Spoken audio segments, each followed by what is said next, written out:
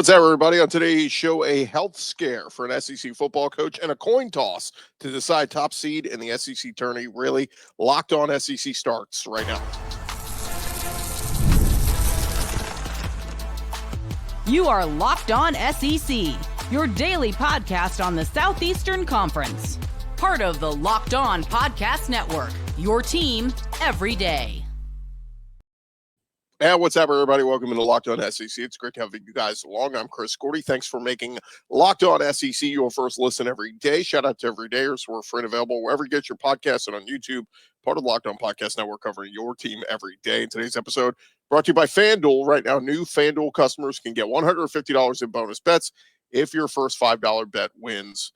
Visit FanDuel.com. All right, we got plenty to get into today. We got a lot of basketball news, got some baseball notes.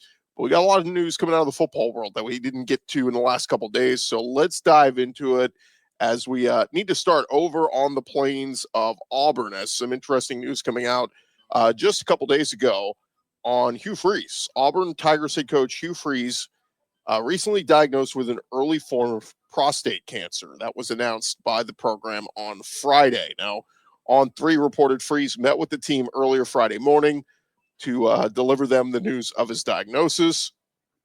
The school statement they put out said Coach Freeze was diagnosed with an early form of prostate cancer, but thankfully it was detected early, and his doctors have advised that it is very treatable and curable. He will continue his normal coaching duties, responsibilities, and with forthcoming proper treatment, is expected to make a full recovery. He's incredibly appreciative of our medical professionals, has asked we use his experience as a reminder for everyone to get their annual health screenings. Of course, Freeze entering his third season at Auburn, a very important one, as he has gone just 11-14 overall, 5-11 in SEC play. Freeze did have a brush with health issues in the past. 2019, you'll recall, he was hospitalized prior to the start of his first season at Liberty after undergoing emergency surgery for a life-threatening staph infection. And, of course, you remember their opener against Syracuse. Famously, he would coach from an empty press box suite that was converted into a makeshift hospital room as he was recovering from his surgery, laying there on the hospital bed. But, of course, with 6 months to go before Auburn's season opener, he's got plenty of time to dedicate to, of course, treatment and take care of what he needs to take care of. It's unclear how his recent diagnosis will impact his availability throughout spring practices, but Auburn is set to hit the practice field pretty late, March 25th, late compared to other SEC teams hitting the practice field this month. But if he does need to miss significant time, of course, plenty of experienced coaches on that staff. DJ Durkin, remember, was a former head coach at Maryland. Quarterbacks coach Kent Austin has head coaching experience in the Canadian Football League and at Cornell. So a lot of experienced coaches on that staff, but wish Coach Freeze the best of luck in his health and recovery from that. And again, good news that doctors caught this very early.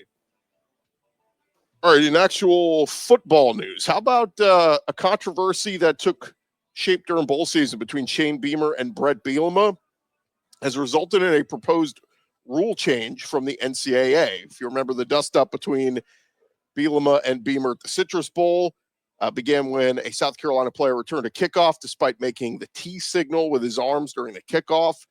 And it's legal. Bielema was frustrated and expressed his displeasure during a timeout, which infuriated Shane Beamer. So moving forward, making a T signal during a kickoff will result in the play being whistled dead.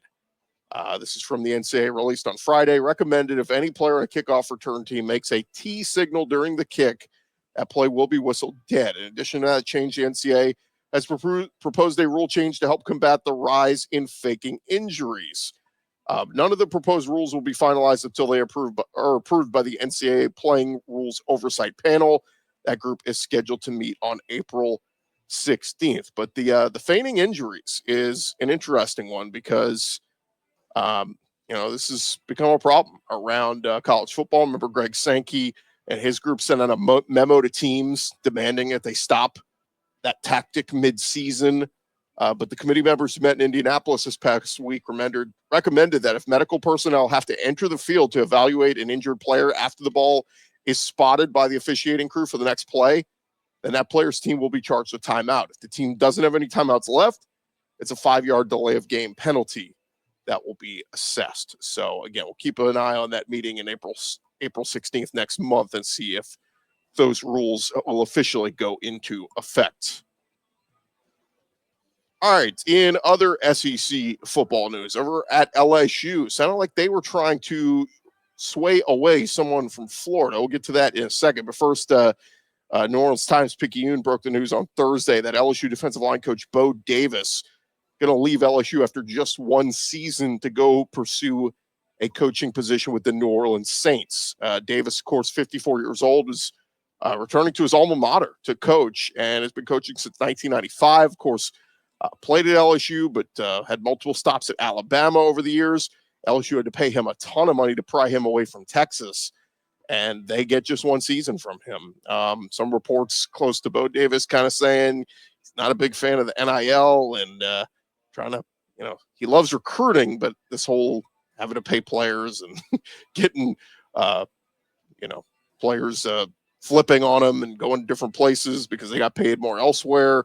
Reports were he wasn't a big fan of that. So Bo Davis going to go jump back to the NFL. He's coached the NFL before with the Dolphins, the Jaguars, the Lions. So he'll make the jump back to the NFL, but a big loss there for LSU. So who will they get to replace him to coach their D-line? Well, Florida D-line coach Gerald Chatman, there was interest in drawing him away from Florida over to LSU, but Bruce Feldman saying that he gave LSU a lot of consideration, but Gerald Chatman opting to remain with Billy Napier at Florida. Chatman did have 2 stints in Baton Rouge, was a defensive analyst for the Tigers in 2021 under Ed Ogeron, and after a season at Colorado, returned to LSU as a defensive analyst in 2023. So he did get credit with helping that Gator defense turn things around up front. Strong D-line play last year. Improvement in sacks. I think they had 17 more from 23 to 24. Tackles for loss, fumbles, all that stuff. Speaking of the Florida Gators, they are adding a former team captain to their coaching staff, David Reese, former linebacker for Florida back in 2019. Was named second team All-SEC by the AP for his efforts back in 2019.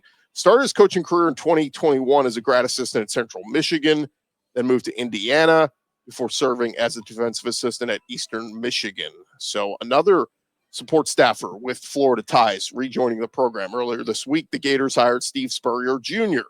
for a role on Napier's staff. So we'll see what David Reese can do to help out the Florida Gators.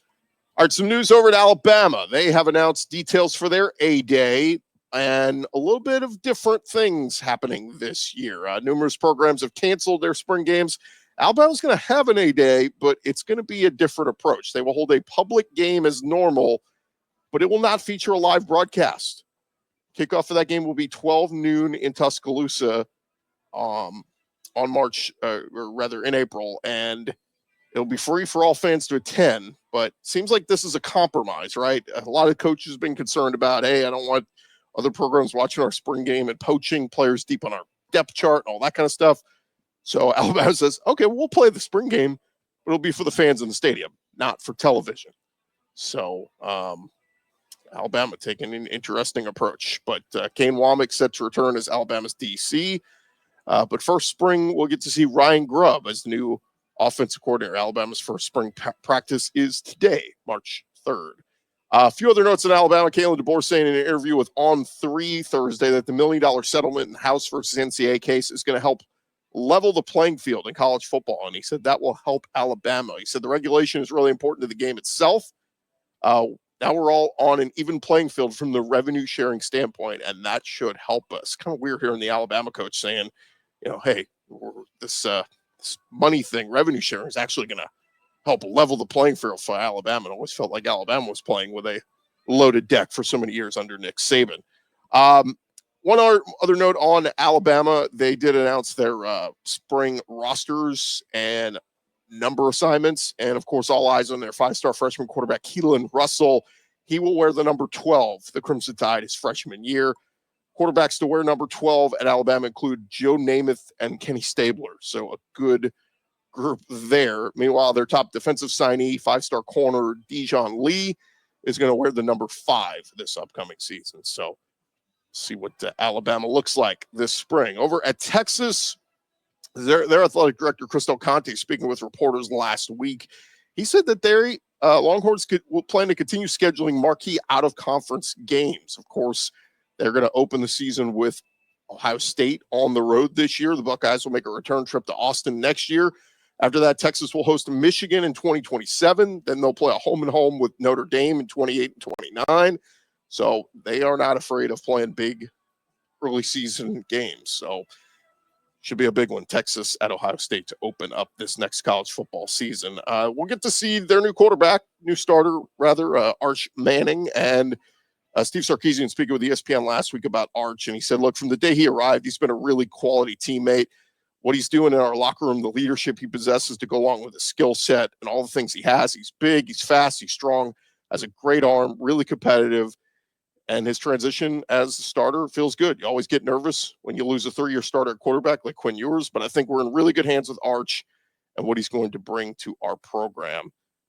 Just talked about him being very mentally mature and all those things that come with it. And, of course, the Longhorns will not have a spring game, so Texas fans will have to wait until next season to see what Arch Manning is going to look like. And we do have a note on Quinn Ewers. We'll get to that coming up in just a little bit right here on Locked On SEC. All right, thank you guys for making us your first listen every day. Coming up next, we'll switch gears, talk a little on the basketball front. It was a busy weekend in the SEC. We'll get to that here in just a sec.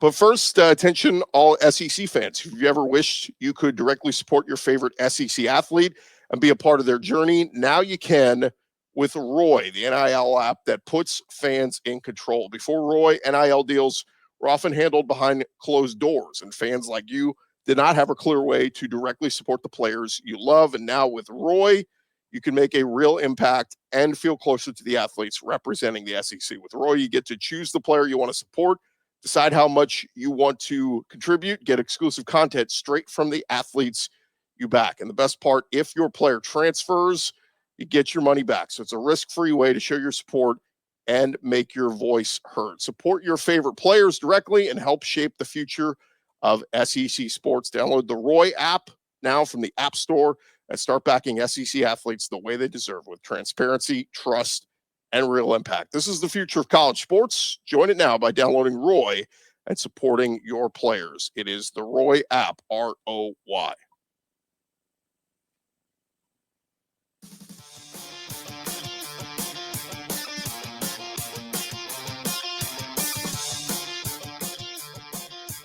All right, roll along here to Locked On SEC.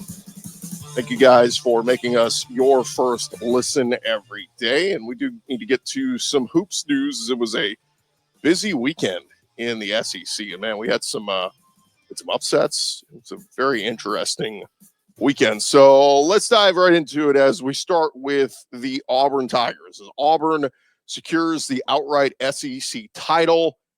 And it happened later in the evening on Saturday. As number 6 Alabama let a late lead slip away against number 5 Tennessee in Knoxville in a stunning 79-76 loss on Meshach's buzzer-beating heave. It was the folks on the Plains who could celebrate. It wasn't just because the hated Crimson Tide suffered a crushing SEC loss to hurt their seeding, but for Auburn, the Classic in Knoxville provided the top-ranked Tigers the opportunity to clinch an outright SEC regular season title and the number 1 seed in the upcoming SEC tournament. It was a great day for Auburn. They started the day with a dominant 94-78 win at number 17 Kentucky, and Burris Pearl's team improved to 27-2 and 15-1 in the league. It's been quite a season for Auburn, and of course after the game, Bruce Pearl went to social media to celebrate his current and former schools. He tweeted VFL, of course, Vol for life, and followed it with a War Damn Eagle. So the Vols, great season so far. They won't have to share the SEC title. They hold a 3-game lead on Alabama with 2 games left. And so they get that top seed in the SEC tournament. Other scores coming out of Saturday, Florida put it on A&M at 89-70. Like I said, Tennessee pulled off the win over Alabama 79-76. Vandy Nice home win over Mizzou, 97-93. Vandy at 20-9 overall, 8-8 in the conference. Mississippi State took it to LSU, 81-69. South Carolina crushed Arkansas, 72-53. That's a embarrassing loss for John Calipari's squad, who's trying to fight for their tournament lives. Ole Miss beat Oklahoma, 87-84. Crushing loss for Oklahoma, as they have really fallen down here this last week or so. And then Georgia crushed Texas 83-67 at Moody Center in Austin. That was a big loss there for Texas, 16-13 overall. Another team fighting on bubble watch. So let's take a look at Joe Lunardi's latest bracketology. And this was as of Sunday. It was highlighted by the buzzer-beating win for Tennessee at home against Alabama. The result of that game had significant consequences for the number 1 seed race. In his new update, Lunardi moved Tennessee up to the final 1 seed spot while relegating Alabama to a 2 seed. In his previous update, Alabama was the number 3 overall seed, while Tennessee was just outside that 1 seed group. And the Vols and Tide have similar resumes, so it's possible the result of that head-to-head matchup could decide who gets that last top seed. But basically what Lunardi's guys got: Auburn, Tennessee, Duke, and Houston as 1 seeds. He's got Florida and Alabama as 2 seeds. And then he's got Texas A&M still hanging strong and Kentucky as 4 seeds. Now, he does have A&M as the 16th team, so that's the last of the 4 seeds. So A&M really got to get some wins here in their last week of the season to solidify that. In his last 4 in, he's got Georgia and Arkansas and Oklahoma all in that group. So 3 of the last 4 in, according to Joe Lunardi, are Georgia, Arkansas, and Oklahoma. In his first 4 out group, he's got Texas. So Rodney Terry's group, not great there. But again, still got 13 SEC teams projected in. But Arkansas falls in that last 4 in group. So John Calipari got some work to do before this last week ends. But man, how about Colin Murray Boyles of South Carolina? Jumped all over the Razorbacks, a career high 35 points. And Arkansas, they had just 3 points after more than 10 minutes of play in the first half, missing 16 of their first 17 shot attempts. John Calipari, just not a great showing there from the Razorbacks. Meanwhile, for Kentucky, they lost at home to Auburn. No shame in that, but they did lose Jackson Robinson, the second leading scorer for the Wildcats. Missed time, but returned to the court back at the end of February. He was not available on Saturday, and Mark Pope confirmed that his star guard will undergo season-ending surgery on his wrist. That decision came on Friday night. It revealed he will get surgery on his wrist, and big loss there for the Wildcats as they try to fight for their playoff positioning here.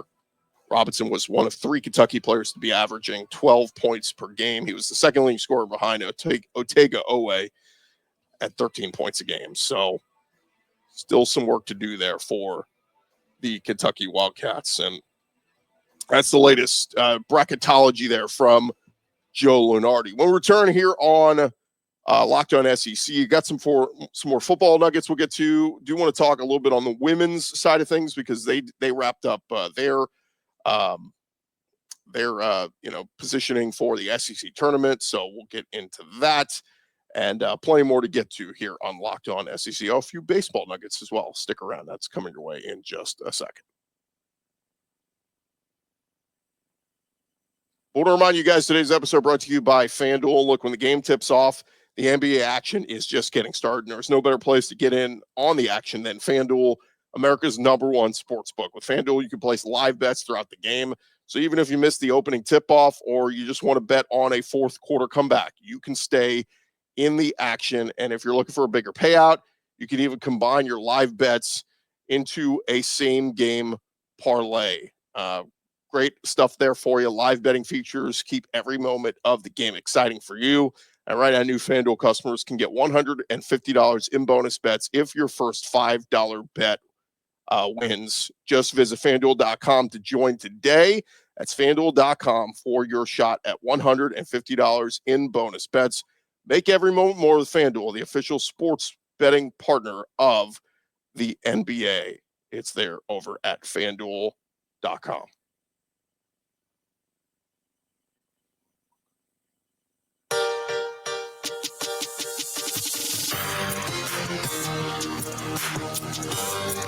All right, roll along here, Locked On SEC.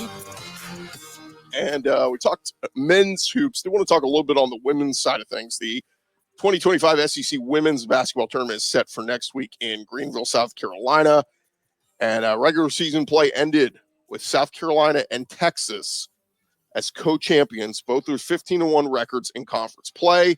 The first two tie-breaking scenarios unable to decide the number one seed. The conference settled the top spot for the tournament with a coin flip live on the SEC network during halftime of the Ole Miss LSU game. Now, here's where it mattered. The seeding based on the standings entering the women's SEC or entering Sunday, rather, was basically, you were trying to decide what side do you want this thing to fall on if you're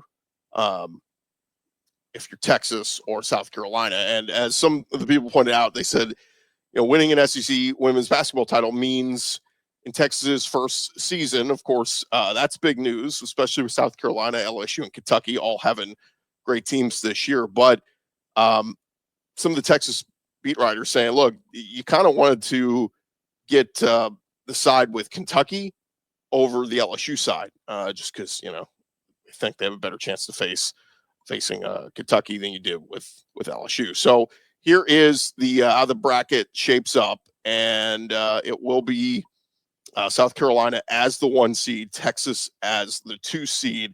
Do want to give some love, though, to the Texas women. They beat Florida 72-46 on Sunday, so they earn a share of the SEC regular season championship with South Carolina. First season in the league. They have now won 13 straight games, and Coach Vic Schaefer celebrated his 64th birthday by extending his win streak to 22 games. Like we said, 15 this season. And for the South Carolina women, they, of course, had a nice win over on Sunday to win a share of that as well. And their 9th SEC regular season title since 2013. So well earned on both sides. But Jeff Goodman criticized the SEC for the coin flip. He tweeted out, a coin flip? Come on.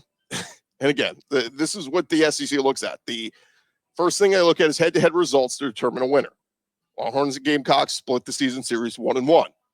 So that was a stalemate. Other tiebreakers in place didn't work because both teams went undefeated against the rest of the conference. So according to league rules, a coin toss was performed. And a lot of folks found it ridiculous. So it's, it is what it is. It's kind of unfair for Texas, who's had a great season. They beat South Carolina once, lost to them once. Again, identical records in the SEC play. Now, again, some people brought up Texas was 29-2. South Carolina 27-3. Should it have been the other way around? Just best record. Should that be the third tiebreaker? Best overall record? I don't know. We'll see. But anyway, should be a heck of a field of games. We'll get started on Wednesday. A&M will play Tennessee, followed by Arkansas, Georgia. And then to the evening, we'll get Missouri, Mississippi State, and then Auburn, Florida into the evening. Greg Sankey saying on Sunday, talked about both these teams and how great a season that they have. He said, look, I would expect what we've seen today. Loose games, an upset or two. Teams that are right on that cut line, that borderline, inside the bubble, outside the bubble, know they have an opportunity against the highest level of competition to show themselves in front of the selection committee. Should be a good SEC women's basketball tournament coming up this week. So it'll be a lot of fun to see them in action. All right, some other news and notes here. How about over on the baseball diamond?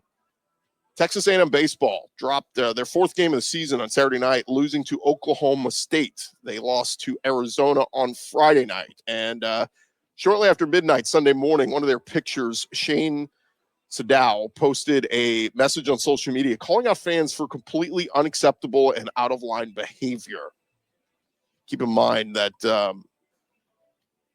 well, he's going to miss the entire season due to an injury. But Texas A&M's issues this year have been lack of timely hitting so far. They managed just 7 combined runs over their last 4 losses to Cal Poly, Texas State, Arizona, and Arizona State. They started the season as the favorite to win the College World Series as the preseason number 1 team. So, look, criticism coming abound for that, but tough spot for Texas A&M. Of course, Michael Early, the new coach there, taking over for Schloss, who left for the Longhorns.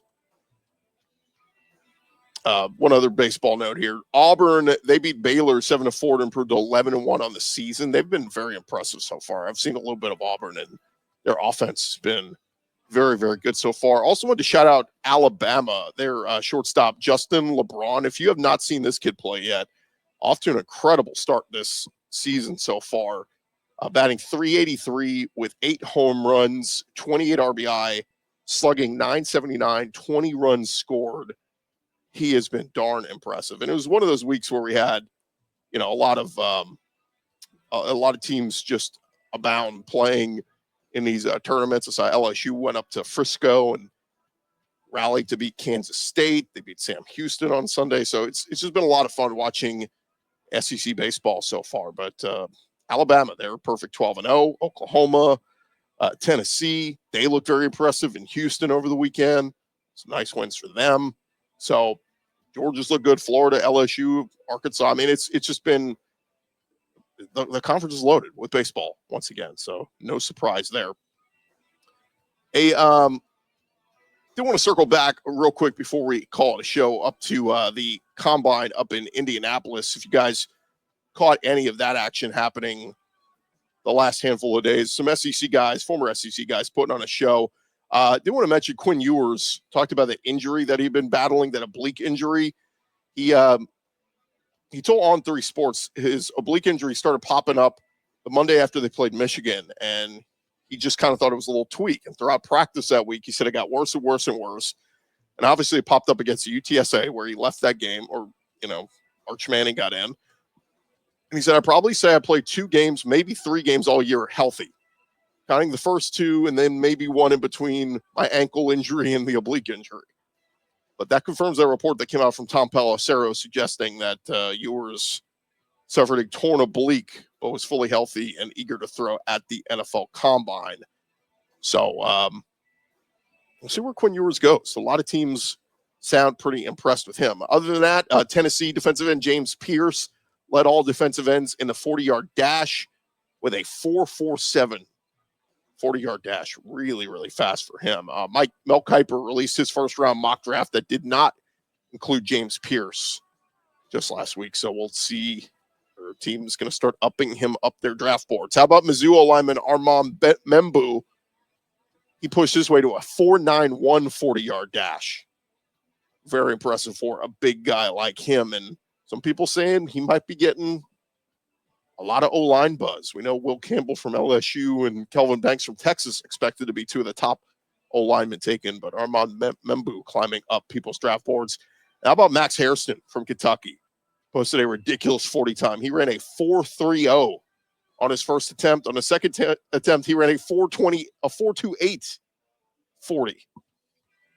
Pretty darn incredible, but that ties him with 5 other players for the 10th fastest 40-yard dash in recent NFL Combine history. So good showing there. He also matched former Texas DB Jahdae Barron for the second fastest 10-yard split by corner at the Combine. So Mr. Barron had a good showing as well. So it was a good showing for a lot of the SEC guys and a lot of freaks. No surprise there. There will be a lot of talent going in the first round yet again in this year's NFL draft. And before we get out of here, I did want to mention real quick, this came out last, I think on Friday. Texas A&M reportedly agreeing to a new contract broadcast rights deal, a 15-year, $515 million multimedia deal with Playfly Sports. TexAg's Billy Lucci broke that. The deal will see the Aggies' multimedia rights payout jump from $18 million a year to $34 million a year. And a big part of that, they're saying, is it could include endorsement opportunities for some of the players and student athletes, tying them in. So It's a new age, but Learfield, I think, is who Texas A&M was previously with. They were in the final year of a 10-year agreement with them. They will switch over to Playfly. And I believe Playfly has LSU, Auburn, a few other schools in there. So those are kind of the two big entities now. But interesting that they are kind of open to exploring the idea of name, image, and likeness opportunities for student athletes. In addition to the massive payout, an unspecified portion of that sponsorship deal will be earmarked for opportunities for student athletes. So it's a new day and age. This is where we are now in college sports. All right, thank you guys for making Locked On SEC your first listen every day. For your second listen, you check out Locked On College Basketball with Isaac Shade and Andy Patton. Don't wait for March. Be the most informed college basketball fan now. Find Locked On College Basketball on YouTube, wherever you get your podcasts. I'm Chris Gordy. Tune in tomorrow. We'll be right back here talking all things Southeastern Conference football and many other sports right here on Locked On SEC.